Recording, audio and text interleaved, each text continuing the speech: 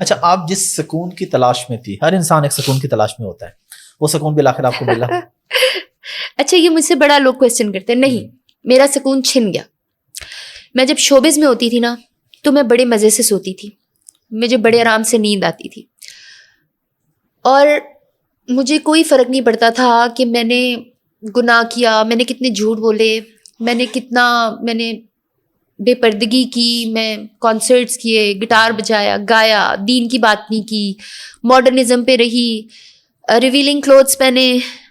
لیکن اب جب میں اس جگہ پر ہوں، نیند آنے سے پہلے بہت سارے خیالات آتے ہیں، اور سب سے پہلا خیال یہ آتا ہے کہ آج میں نے کسی کا دل تو نہیں دکھایا. حالانکہ بڑے دل دکھاتی ہوں، میں صبح سے ڈانٹتی ہوں، لوگوں کو سمجھاتی ہوں، کوشش کرتی ہوں، لیکن سوچتی ہوں، لوگوں کے غم دیکھتی ہوں. آپ کو اندازہ نہیں ہے کہ سنس میں یہاں پر آئی ہوں، میں لاسٹ ٹائم ابھی بلکہ میری کسی سے بات بھی ہو رہی تھی، میری ایک چھوٹی سی فاؤنڈیشن ہے، رابی پیزادہ فاؤنڈیشن. اس پہ کوئی فنڈز نہیں آتے. لوگوں کو تو فاؤنڈیشن کے اربوں کروڑوں فنڈز آتے ہیں نا، میرے پاس کوئی فنڈز نہیں آتے. اور پوری دنیا سے، پورے پاکستان سے لوگ میرے پاس مدد کے لیے آتے ہیں، اور آپ سوچیں کہ اللہ ان کی مدد کرواتا ہے. میرے پاس ایک صاحب آئے، وہ کہتے ہیں جی فلانی فاؤنڈیشن کو بڑا، اب میرے آفس کے سامنے ایک فاؤنڈیشن ہے بہت بڑی، اس میں کروڑوں میں نہیں کہوں گی، اربوں کے فنڈز آتے ہیں. اس کے ساتھ ایک خالی پلاٹ ہے، اس خالی پلاٹ کے اندر ایک جھگی بنی ہوئی ہے، اس کے اندر ایک عورت اپنی ماں اور 2 بچوں کے ساتھ رہتی ہے. اس زندہ عورت کے جسم کے اندر کیڑے ہیں، آپ جا کے دیکھ لو. اور اس جہاں پر وہ پلاٹ ہے نا، اس کے ساتھ دیوار لگی ہوئی ہے، اور اس کے اوپر بڑا بڑا ایک فاؤنڈیشن کا نام گلو کرتا ہے. میں نام بھی نہیں لوں گی، فاؤنڈیشن کا غیبت ہو جائے گی. رات کو بڑی، اور ان کے گھر میں روشنی جو ہے، بجلی وغیرہ تو نہیں ہے، وہ اس بورڈ کی روشنی میں وہ لوگ اپنا کام کرتے ہیں. اور اس فاؤنڈیشن نے آج تک اس بہن کی مدد نہیں کی.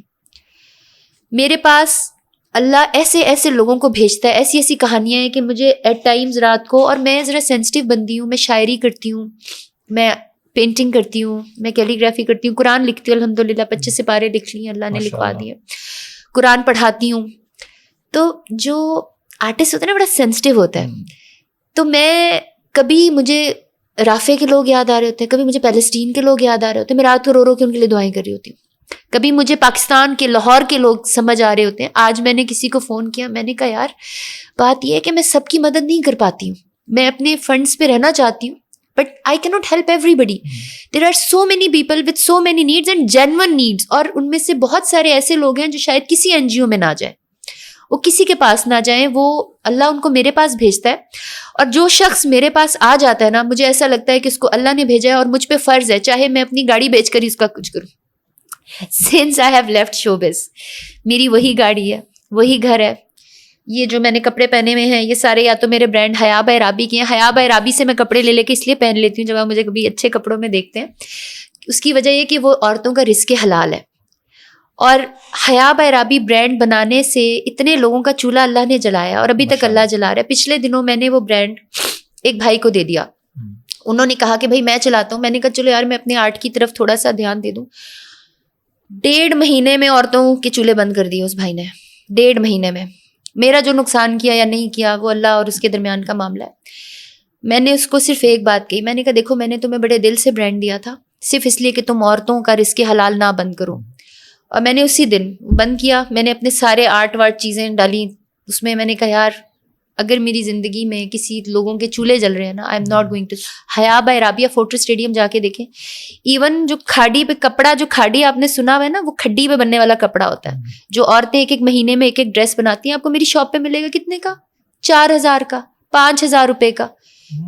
اٹ از ویری سستا brand and it is all hand made, کیونکہ اس کا مقصد پیسے کمانا نہیں ہے، اس کا مقصد عورتوں کو رزق حلال دینا ہے. اور education, how I started education. میرے پاس میرے گھر میں کچھ ساتھ والے گھروں میں نا بچیاں کام کرتی تھیں، تو جب میں پڑھانے میں، میرے ماں ابا دونوں محلوں میں مجھے پڑھانا بہت برا لگتا ہے، بہت مشکل لگتا ہے انڈیویجول کو پڑھانا. تو میں نے نا ان بچیوں کو کہا، میں نے کہا چلو تم لوگ نا ایسا کرو شام کو آ جائے کرو. میں نے ایک ٹیچر کو پیسے دیے، میں نے کہا تم میرے گھر میں نا گراج میں ان کو پڑھا دو، کولر شولر لگوا دیا. اچھا اس کے بعد وہ 6 سے بچیاں زیادہ ہو گئیں، کوئی 16-17 بچیاں ہو گئیں. تو ایک دن وہ آئی نا, وہ کہتی ہیں کہ وہ فلانا جج کا جو ہے نا ڈرائیور, وہ ہمیں نا گود میں بٹھا کے غلط ویڈیوز دکھاتا ہے. میں نے کہا اچھا چلو آؤ میرے ساتھ جاؤ. میں نے اس سے کہا تم, وہ مجھے پہچانتا نہیں تھا. کہتا ہے اوے بچیاں یہو جہاں گلاں کر دیا, بندہ کیا کہتا ہے کھیڈ ویڈ لینا ہے, سم تھنگ لائک دیٹ. میں اندر جج انکل کے پاس گئی. کہتے ہیں میں اس کو سمجھاؤں گا. میں نے کہا وٹ ڈو یو مین آپ اس کو سمجھائیں گے, آپ اس کو نکالیں گے, اٹ از وہ ہراسمنٹ. نہیں میں اس کو سمجھاؤں گا. میں نے پھر ان کو, میں نے ماسک پہنا ہوتا تھا, میں نے کہا آپ کو پتہ ہے میں کون ہوں؟ کہتے نہیں.